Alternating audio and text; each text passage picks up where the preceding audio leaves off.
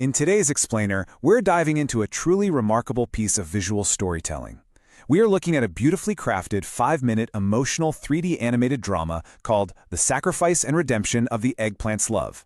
Now, it's done in this incredible ultra-detailed Pixar style, but honestly, don't let the adorable vegetable characters fool you. This story, it packs a massive emotional punch. We're going to unpack the narrative structure, those stunning visual cues, and the deep themes of ambition, loss, and redemption. Okay, let's dive right into this. The whole premise hinges on a really powerful, superhuman question. Can ambition destroy true love? It's a delicate balance, right? On one side, we've got our grand dreams, and on the other, the people who anchor us. So what actually happens when those two forces collide? In this story, we follow a husband and wife, our lovable Eggplant and Okra, navigating this exact collision. It's a fascinating and kind of heartbreaking look at the collateral damage that happens when we lose sight of what truly matters. Real quick, here's the roadmap of the emotional roller coaster we're about to experience. We start on day 1, with Okra as a village wife. By month 3, she arrives in the city. Jump to year 1, she's a superstar. And finally, by year 2, we see her deeply regretful return.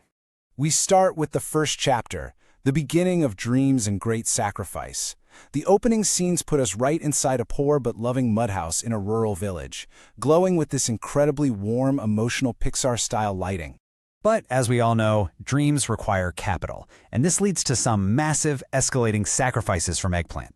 First, he sells the gold jewelry he painstakingly saved up. The animators use this gorgeous cinematic sunset lighting here. It's like a visual metaphor for the sun setting on their simple life. Then, he takes an even bigger step and sells his actual livelihood, his agricultural farmland. The visual mood violently shifts here. The warm sunset is totally gone, replaced by a sad, empty field and dramatic rain. It's literally like the weather is weeping for this poor farmer who's giving up his entire world just so his wife's dream won't stop.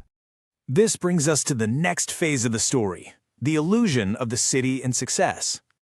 The moment Okra steps foot outside the village, the whole vibe changes. We're suddenly thrust into this massive, intimidating modern city. You've got this nervous, small Okra girl standing next to these towering urban buildings. And then she meets the potato director. He's wearing a sharp, stylish suit, just oozing confidence. He tells her she's got talent and offers her an opportunity. But if you look closely at how this scene is framed, it's pretty clear this isn't an act of kindness. The potato director is making a calculated investment. The city doesn't run on love like the village did. It runs purely on transactions. Which leads into a really heartbreaking new chapter: pride and the shock of reality. Now, what's really interesting here is how success completely mutates Okra's personality. She builds this sterile, cold barrier against her past. She looks right at the husband who sacrificed literally everything for her: his land, his wealth, his future, and delivers this incredibly arrogant line: "You are an ordinary village eggplant, now our standards don't match." It is just a brutal rejection. The warmth of their old mud house is completely replaced by the cold luxury of her new studio. And Eggplant, with his voice breaking, just says he only wanted to see her happy. But guess what? The city is a trap. The story violently flips the script here. The very arrogance Okra showed to Eggplant, she's now on the receiving end of it. The potato director corners her in this dark luxury apartment, shouting, "You will only work. Bring money." The lighting here is completely drenched in dramatic shadows. That glamorous facade is totally ripped away, revealing a cold industrial machine. Okra realizes with absolute horror that to this director, she isn't a dreamer, she's just a money-making asset. And that harsh reality brings us to our final act: regret and return to the village. Sitting there completely alone in her wealth, Okra realizes she traded unconditional love for a totally transactional existence. And this brilliantly illustrates the core differences in the story. The city represents luxury, sure, but it also stands for exploitation and being reduced to a literal money machine. The village, on the other hand, represents material poverty, but it holds true love, genuine connection, and ultimate forgiveness. The physical journey from the village to the city and back again is a perfect mirror of Okra's own spiritual journey, from innocence to corruption and finally to clarity. And that's where redemption comes in, the act of returning to your roots and finding forgiveness.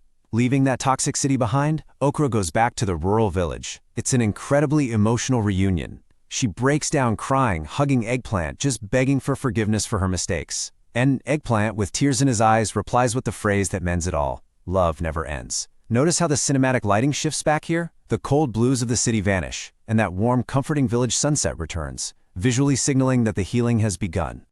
So, as we wrap up this explainer, let's look at the core lesson of the story. The takeaway is crystal clear.